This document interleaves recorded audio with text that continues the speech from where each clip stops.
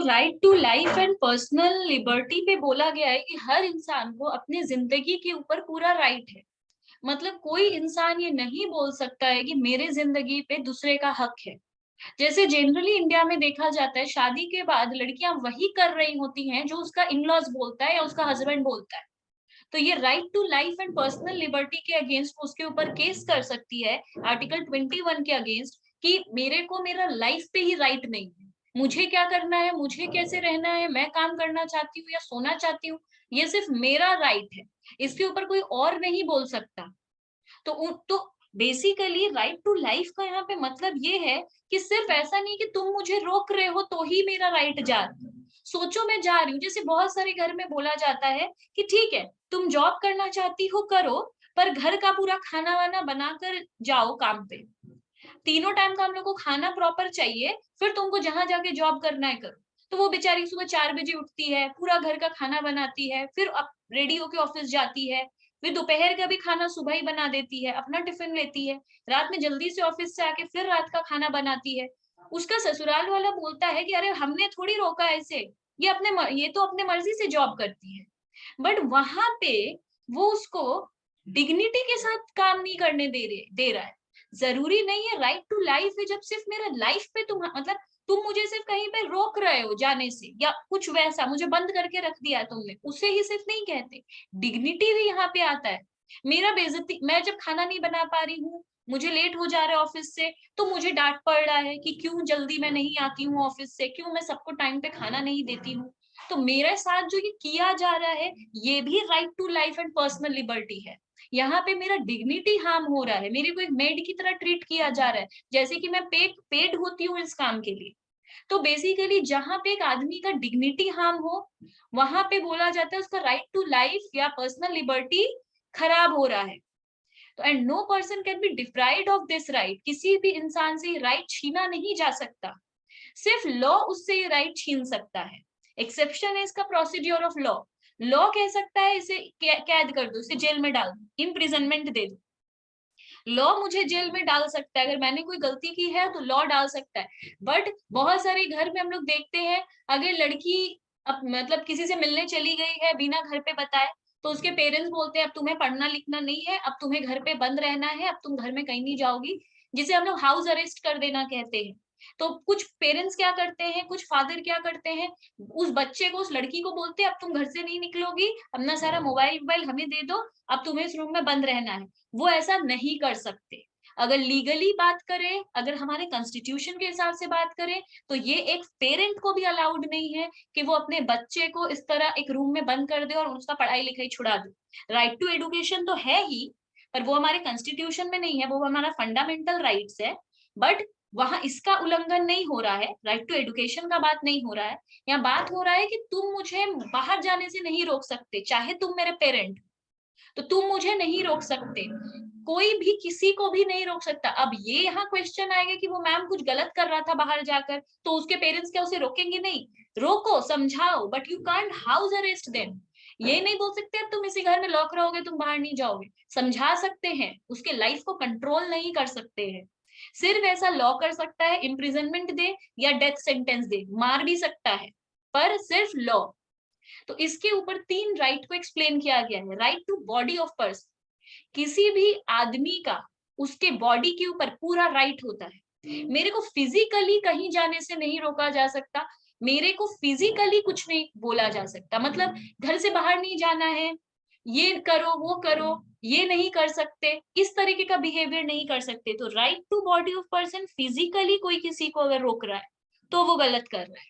मेरे बॉडी के ऊपर मेरा right, right not only confined to bodily restraint. अब कोई किसी को फिजिकली नहीं रोक रहा है, जैसा हम एग्जाम्पल दिए, वो उसको इमोशनली ब्रेक कर रहा है, वो उसको फिजिकली कुछ नहीं कर रहा है, तो बोलेगा हम तुमको मारे। इन लॉज बोलते हैं तुमको कोई इस घर में कुछ करता है, तुमको कोई मारता है, तुमको कोई कहीं जाने से रोकता है? वो लड़की बोलती है नहीं, मेरे को कोई मारता नहीं है, कोई तो कुछ बोलता नहीं है। बट इमोशनली जिस दिन हम चले जाते हैं ना बाहर, जॉब मतलब घूमने चले जाते हैं या मेरे फ्रेंड से मिलने चले जाते हैं, उस दिन वो लोग मेरे से कोई दिन भर बात नहीं करता है, वो लोग मेरे को बॉयकॉट कर देते हैं, मेरे से 5 दिन तक कोई बात नहीं करता, मेरा बनाया हुआ खाना नहीं खाता, तो ये मेरे को इमोशनली वो लोग मतलब मेरे साथ बुरा कर रहे हैं, मेरे को रुला रहे हैं इमोशनली। तो ये भी लॉ में गलत है। हम किसी के ऊपर इमोशनल अत्याचार भी नहीं कर सकते। तीसरा है right to denial of passport in deprivation of personal liberty. कोई भी पासपोर्ट ऑफिस, ये एक इसके लिए केस लॉ भी है, वो हम समझाएंगे। ये पासपोर्ट ऑफिस के ऊपर केस किया था एक आदमी, पासपोर्ट ऑफिस के ऊपर केस किया था। क्यों किया था? मेरा सब कुछ सही है, मतलब फॉर्म भरे, मेरा पुलिस वेरिफिकेशन हो गया, सब ओके है। हम पासपोर्ट ऑफिस गए अपना वेरिफिकेशन के लिए, वो जाना ही पड़ता है वहां पे। हम गए, वो मेरे को ऐसे ही बोल रहा है वो मेरे को नहीं देगा, मेरे को पासपोर्ट नहीं देगा। बहुत बार बोलता है आपका रिजेक्ट हो गया, आपको पासपोर्ट नहीं मिलेगा। क्यों? कोई गलती नहीं है, नहीं मिलेगा आपको, अभी यहाँ से आप जाइए। तो ये वो मेरे को नहीं कर सकता। मेरा पर्सनल लिबर्टी है, हम किसी भी कंट्री में जा सकते हैं। अभी हम लोग ऊपर पढ़े थे आर्टिकल 19 में कि हम किसी भी कंट्री में कभी भी जा सकते हैं। तो तुम मेरे को मेरा पासपोर्ट बना के क्यों नहीं दोगे? देना पड़ेगा, क्योंकि तुम मेरे को फिजिकली इंडिया में रोकना चाहते हो। हम बाहर जाना चाहते हैं बट तुम मेरे को यहाँ रोक रहे हो। पासपोर्ट नहीं देने का मतलब है तुम मेरे को रोक रहे हो यहाँ पे, तुम मेरे को नहीं रोक सकते। तो ऐसे एक आदमी ने किया था, सतवंत सिंह उसका नाम था, सतवंत सिंह उसका नाम था। वो आदमी को पासपोर्ट ऑफिस वाला ऐसे ही पासपोर्ट बना के नहीं दे रहा था, मतलब इसकी कोई गलती नहीं थी, ऑल ओके था, फिर भी इसको नहीं दे रहा था बना के। तो ये राइट टू पर्सनल लिबर्टी पे उस पे केस किया था और फिर इससे इसका पासपोर्ट मिल गया था अल्टीमेटली। हमें डिटेल केस लॉ में नहीं जाना है, बट कहने का मतलब है आर्टिकल 21 कहता है हम किसी को भी फिजिकली या इमोशनली रोक नहीं सकते, कंट्रोल नहीं कर सकते। ये एक क्राइम है, ये गलत चीज है अगर हम किसी के साथ ऐसा करते हैं तो। अब आर्टिकल 22 कहता है प्रिवेंशन डिटेंशन। प्रिवेंशन डिटेंशन का मतलब क्या? देखो, प्रिवेंशन का मतलब ही है टू प्रिवेंट, किसी चीज से किसी को बचाना। अब सोचो कि ऐसा हुआ कि हम लोग अब सोचो कि हम कहीं पे अपना घूमने गए, तो हम डेली कोचिंग सेंटर जाते हैं, मेरा हम पढ़ते हैं, हम डेली अपना सीएस पढ़ने के लिए ट्यूशन सेंटर जाते हैं। वहां पे एक लड़का है जो मेरे को हर दिन दोस्ती करने के लिए बोल रहा है कि मेरे से फ्रेंडशिप कर लो, फ्रेंडशिप कर लो। मेरे को एक तरीके से अच्छा नहीं लग रहा है क्योंकि हम उससे फ्रेंडशिप नहीं करना चाहते हैं। बट वो मेरे को, ऐसा नहीं है कि वो मेरे को छेड़ रहा है या मेरे को हार्म कर रहा है, वैसे कुछ नहीं कर रहा है, बट वो मेरे को बस तंग कर रहा है कि दोस्ती कर लो, नंबर दे दो। हम नहीं करना चाहते। अब हमको उस पर बहुत गुस्सा आ रहा है। तो अब हम सोचिए अगर हम अपने पेरेंट्स से बोल दिए तो वो मेरा पढ़ाई बंद करवा देंगे, मेरा ट्यूशन सेंटर जाना बंद करवा देंगे। तो हमको खुद ही रोकना होगा इसको। तो हम क्या करेंगे, पुलिस को बोल देंगे फोन करके कि मेरे क्लास में एक लड़का है जिसका नाम अमित है, से अमित है। वो जो लड़का है वो ना बॉम्ब का कुछ बात कर रहा है कि बॉम्ब फिट करेगा कहीं पे, कुछ ऐसा हम सुने हैं। तो हमको लग रहा है सर आप एक बार देख लो, हमको कुछ डेंजर लग रहा है। पुलिस पूरा डिटेल लिया, उस लड़के को उसके घर से अरेस्ट कर लिया और अरेस्ट करके लेके चला। तो पुलिस ऐसा कर सकता है अगर कोई किसी के अगेंस्ट में इस तरह कंप्लेन कर दे जिससे किसी चीज का खतरा है, बहुत बड़ा हार्म होने वाला है, पुलिस को पता चल रहा है कि कुछ गलत होने वाला है, कुछ चीज से बचाने के लिए पुलिस किसी को भी उठा के कभी भी ले जा सकता है। तो ये अलाउड है आर्टिकल 22 में। वो लड़का ये नहीं बोल सकता कि आप मेरे को ऐसे नहीं ले जा सकते, वो लेके जा सकता है, पर लेके तो जा सकता है, पर इसके ऊपर कुछ रूल है। रूल ये है कि लेके जाने के 24 आवर्स तक, विद इन 24 आवर्स उसको कोर्ट में ट्रायल के लिए पुलिस को ले जाना हो। ये नहीं कि 2-3 दिन 4 दिन तक उसको पुलिस स्टेशन में बंद करके छोड़ दिया, ऐसे नहीं कर सकते। विद इन 24 आवर्स मतलब नेक्स्ट डे ही, कह सकते हैं नेक्स्ट डे ही, अगर रात में उठा के लेके गया है तो फाइल करे नेक्स्ट डे और पुलिस को उसको नेक्स्ट डे ही कोर्ट में प्रेजेंट करना पड़ेगा। और जिस लिए लेकर गया है वो बात फिर कोर्ट में होगा, इसलिए उसको ले जाना होगा। अगर कोर्ट को 3 महीने तक, तो अब केस तो चलते जाता है ना, तो अभी कितने दिन तक चलते जाएगा कि उसने ऐसा नहीं किया है? वो तो बोलेगा उसने नहीं किया है। सबूत कलेक्ट करने के लिए 3 महीने का मैक्सिमम सबूत टाइम दिया जाता है। 3 मंथ्स के अंदर भी अगर ये प्रूफ नहीं हो पाया कि वो रियल में बॉम्ब में इन्वॉल्व था, तो 3 मंथ्स मैक्सिमम उसको छोड़ना पड़ेगा और उसको अपने कस्टडी में नहीं रखा जा सकता। 3 महीने तक ही एक आदमी को रखना पड़ता है। अगर ये प्रूफ हो जाता है कि उसने कुछ किया है तो 2 इयर्स का इम्प्रिजनमेंट है, मतलब बेसिक इतना तो मिलेगा ही, बाकी फिर उसका जो गलती है उसके ऊपर, पर बेसिक आर्टिकल 22 के लिए उसको मिलेगा। अब और एक चीज इसके अंदर बोला गया है, तो अभी हम लोग इससे क्या सीखे कि अगर पुलिस को लगता है कि वो हार्म होने वाला है उस आदमी से, तो पुलिस उसको उठा के जेल में डाल सकता है किसी के कंप्लेन पे। दूसरा, अगर सोचो हम लोग रास्ते में चल रहे हैं, पुलिस को हम लोग तीनों को देख के लग रहा है कि इसमें ये तीनों में ये जो लड़का है यश नाम का, ये थोड़ा सा फिशी है। पुलिस को ऐसी दूर से देख के लग रहा है कि इसका इंटेंशन सही नहीं है, ये अभी कुछ गलत करने वाला है, ये किसी का मर्डर करने का सोच रहा है, इसके दिमाग में कुछ क्राइम चल रहा है, ऐसा लग रहा है इसके इसके बॉडी लैंग्वेज से, ये कहीं फोन घुमा रहा है, थोड़ा अजीब सा बात कर रहा है। पुलिस इसको ऑब्जर्व कर लिया, खुद ही ऑब्जर्व कर लिया, और ऑब्जर्व करके पुलिस को लगा, तो पुलिस यश के पास आएगा और बोलेगा कि आपका नाम क्या है। यश बोलेगा यश, तो ये पुलिस बोलेगा कि अच्छा ठीक है, आप अपना कोई आधार कार्ड दिखाओ। तो यश बोलेगा हम रास्ते में थोड़ी आधार कार्ड लेके घूमते हैं, हम आधार कार्ड तो मेरा घर पे है।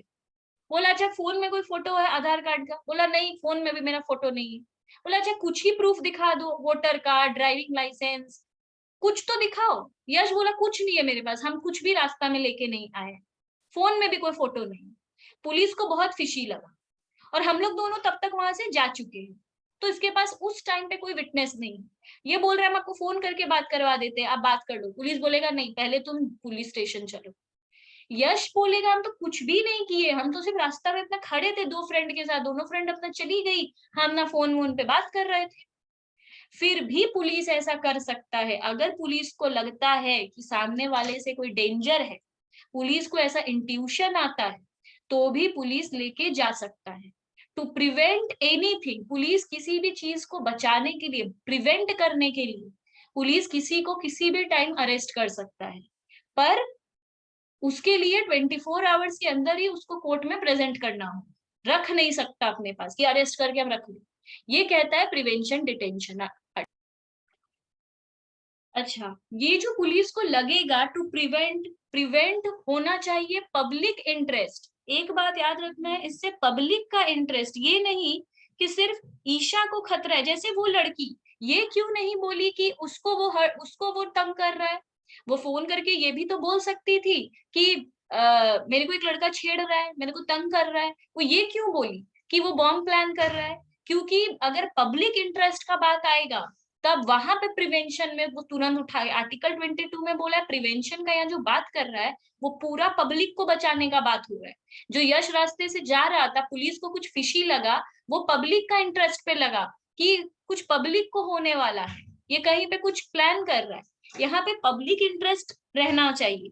दूसरा क्या है, कौन से कोर्ट में उसको प्रेजेंट करना पड़ेगा? हाई कोर्ट में उसको प्रेजेंट करना पड़ेगा, वो भी विद इन 3 मंथ्स, उससे ज्यादा नहीं। क्यों प्रेजेंट करना पड़ेगा? ट्रायल चलेगा उसके ऊपर, तो उसने कुछ किया है या नहीं किया है ये सब उसके ऊपर चलेगा।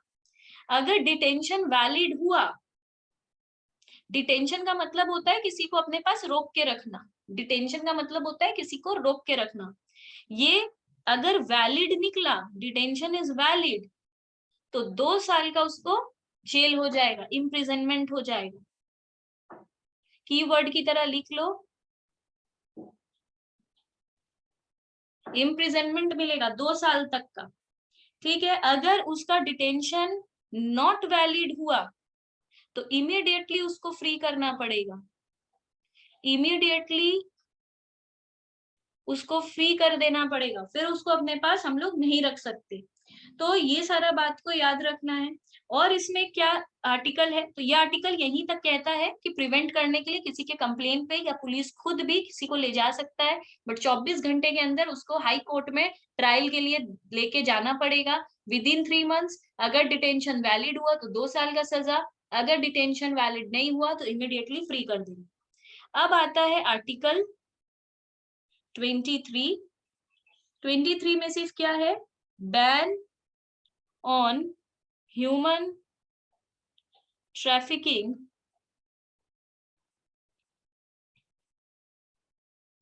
And forced labour. ये तो हम लोग जानते ही हैं, ह्यूमन ट्रैफिकिंग, सेल, किसी इंसान को बेचना मना है, लड़का हो या लड़की, किसी भी ह्यूमन को सेल करना मना है, ये बैन है। या फोर्स्ड लेबर, जो बंधुआ मजदूर होता है, जिसको जबरदस्ती हम लोग स्लेव बना के रख लेते हैं,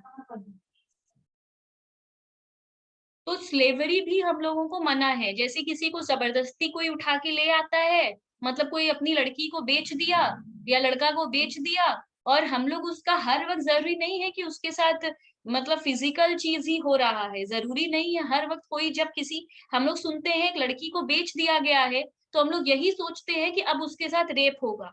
जरूरी नहीं है कि उसके साथ रेप ही होगा, हो सकता है उसको एक फैमिली को बेच दिया गया है, जहां पर वो लोग खरीद के लिए, जैसे अगर हम लोग मेड रखेंगे तो हर महीना उसको पैसा देना पड़ता है, फिर उसको बहुत करो, फिर वो एब्सेंट भी करती है, हम लोग सब जानते हैं मेड का प्रॉब्लम। तो कुछ फैमिली क्या करता है ना, किसी लड़की को या लड़का को खरीद के ले आता है, खरीद के लाके उसको अपने पास रखता है, पूरा 24 घंटा जब मन करे उससे काम कराता है, 100% उससे काम कराता है, और वन टाइम जो उसके लिए पेमेंट किया है वही पेमेंट किया है।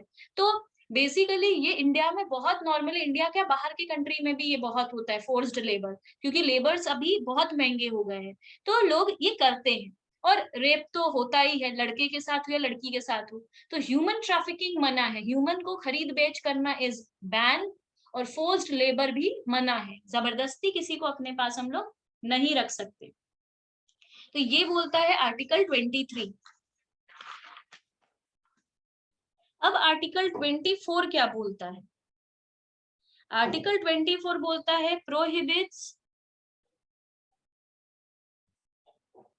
चाइल्ड लेबर, बच्चों से काम कराना मना है। इसके ऊपर बहुत सारे लोग आर्ग्यूमेंट देते हैं कि जो टीवी सीरियल में काम कर रहे हैं वो चाइल्ड लेबर नहीं है। नहीं, अगर हमारे अंदर कोई आर्ट है, स्किल है, टैलेंट है, फिर हम अपने मर्जी से वो काम कर रहे हैं, तब वो चाइल्ड लेबर नहीं है। अगर हमारे अंदर कोई आर्ट, टैलेंट या स्किल नहीं है, फिर भी अब हमसे वो काम कराया जा रहा है और हम वो करना नहीं चाहते हैं, पर हम बाउंड टू डू है। सोचो हम करना चाहते हैं, हम खुद ही, मतलब सोचो हम 10 साल के हैं, मेरे पेरेंट्स बहुत गरीब है, मुझे मुझे खराब लग रहा है कि उन्हें, मतलब हमें, मुझे खराब लग रहा है कि वो ऐसे गरीब है, इसलिए मैं काम कर रही हूँ, ये भी चाइल्ड लेबर है। अगर कोई अपने मर्जी से आराम से काम कर रहा है, then it is not child labour. But अगर कोई दुख में, तकलीफ में काम कर रहा है, तो वहां पे ये चाइल्ड लेबर है। चाइल्ड किसको कहते हैं? 6 साल से 14 साल तक के बच्चों को, इसी को हम लोग चाइल्ड लेबर, चाइल्ड यहीं तक होता है। इस 6 साल से छोटा बच्चा तो कोई काम कर ही नहीं सकता है प्रैक्टिकली, इसलिए 6 साल को तो, 6 साल से छोटे का बात ही नहीं हो रहा है, बट करेगा तो वो भी मना है। और 14 साल से बड़ा बच्चा अगर काम कर रहा है तो वो मना नहीं है।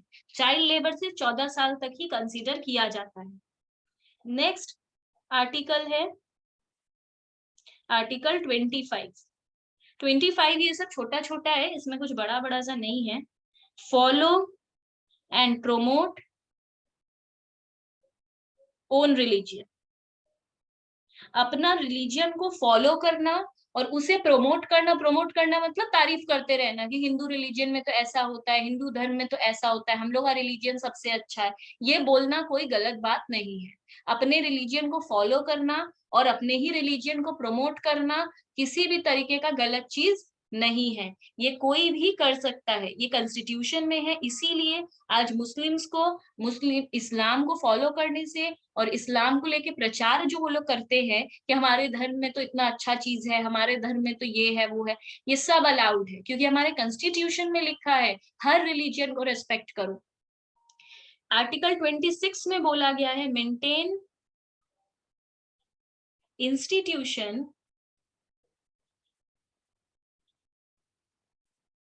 For religious purpose.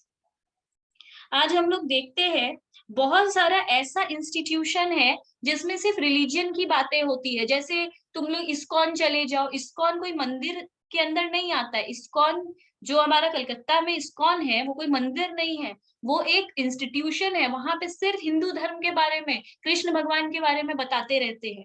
तो ये खोलना भी अलाउड है, मतलब हम एक इंस्टीट्यूशन खोल के बैठ सकते हैं जिसमें हम सिर्फ रिलीजन, इसलिए आज आश्रम ये सब इतना चलता है, क्योंकि आश्रम ये सब खोलकर हिंदू धर्म के बारे में बताना, या कोई क्रिश्चियन है तो कैथोलिक धर्म के बारे में बताना, क्रिश्चियनिटी के बारे में बताना इंडिया में अलाउड है।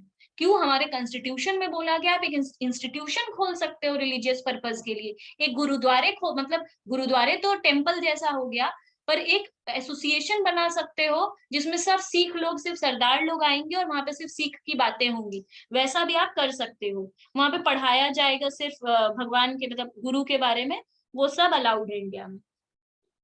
नो टैक्स इफ चैरिटी, यहाँ चैरिटी करने पे कोई टैक्स नहीं है। अगर आप चैरिटी लेते हो, मतलब आज अगर मेरा बहुत इनकम है, हम डोनेट करते हैं, तो जो डोनेशन लेते हैं उनको कोई टैक्स नहीं देना पड़ता है। क्यों? चैरिटी लेने पे, चैरिटी पे अगर टैक्स होगा तो डोनेशन, तुम मेरे को 1 लाख डोनेट की, हम उससे 20,000 टैक्स दे देंगे, ये कौन सा बात है? तो इसलिए चैरिटी के ऊपर कभी टैक्स नहीं लिया जाएगा, ये हमारे कॉन्स्टिट्यूशन में है, इसलिए कभी टैक्स ये नहीं ला सकता। टैक्स लॉज कितना भी बदल जाए, ये कभी वो नहीं ला सकता कि डोनेशन रिसीव्ड के ऊपर टैक्स दो, ये तुम्हारा इनकम है, ये नहीं कर सकते। Article 28, no religious institution in government educational institution। आज किसी भी गवर्नमेंट वाला जो स्कूल होता है, कॉलेज होता है गवर्नमेंट का, उसमें कभी भी हम लोग एक पर्टिकुलर रिलीजियस के लिए, रिलीजियन के लिए बात नहीं कर सकते। मतलब आज अगर एक गवर्नमेंट का स्कूल है, उसमें सिर्फ प्रचार किया जा रहा है कि हिंदू धर्म को ही मानो, हिंदू धर्म के बारे में बताया जा रहा है, ये वहां नहीं कर सकते। किसी भी गवर्नमेंट एजुकेशनल इंस्टीट्यूशन में, देखो गवर्नमेंट एजुकेशनल इंस्टीट्यूशन क्यों बोल रहे हैं, जैसे यहाँ पे आलिया है, आलिया यूनिवर्सिटी अपना न्यू टाउन में है, वहां पे अंदर पे ही एक वो है, एक बिल्डिंग बनाया है, पूरा बहुत बड़ा है आलिया यूनिवर्सिटी, उसमें पढ़ाते भी हैं वो लोग, और उसी मेन गेट के अंदर ही, यूनिवर्सिटी के अंदर ही और एक बिल्डिंग बनाया गया है जिसमें लोग नमाज पढ़ने आते हैं। और जब हज का टाइम आता है तो एक बिल्डिंग है जिसमें हज के लोग रुकते भी हैं, जो लोग कोलकाता आते हैं हज करने, वो लोग वहां पे रुकते भी हैं। तो या कहीं से आए हैं, कहीं जाना है, तो वहां पे जगह है जहाँ पे मुस्लिम लोग के रुकने का जगह बनाया गया। तो आलिया गवर्नमेंट का नहीं है, आलिया प्राइवेट यूनिवर्सिटी है, तो वहां पे ये प्रचार हो सकता है। पर कभी कोई गवर्नमेंट का जगह में नहीं देखोगे तुम लोग, गवर्नमेंट कॉलेज में या गवर्नमेंट स्कूल में जहाँ एक पर्टिकुलर भगवान को या पर्टिकुलर गॉड को पूजा जा रहा है, ये वहां पे अलाउड नहीं है। ये कहाँ लिखा गया? आर्टिकल 28। आर्टिकल 29 में क्या बोला गया है? इसमें बोला गया है minority has a right to conserve their culture. Minor किसको कहते हैं? जो इंडिया में बहुत कम है, जैसे मुस्लिम, सिख, ऑब्वियसली इंडिया में हिंदू सबसे ज्यादा है, पर माइनर कौन है? यहाँ पे बहुत सारे शेड्यूल कास्ट हैं, शेड्यूल ट्राइब है, बहुत सारे क्रिश्चियन है। तो यहाँ पे उन सब को राइट है अपना कल्चर को कंजर्व रखने का। मतलब आज यहाँ पर ईद मना सकते हैं, यहाँ पर क्रिसमस सेलिब्रेट कर सकते हैं।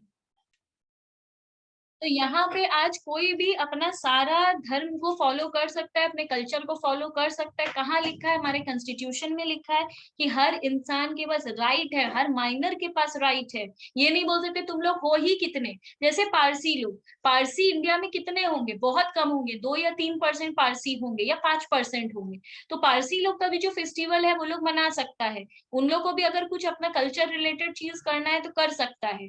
कोई मनाही नहीं है इंडिया में। क्यों? क्योंकि हर इंसान अपना यहाँ पर राइट को, अपना कल्चर को कंजर्व करने का राइट रखता है।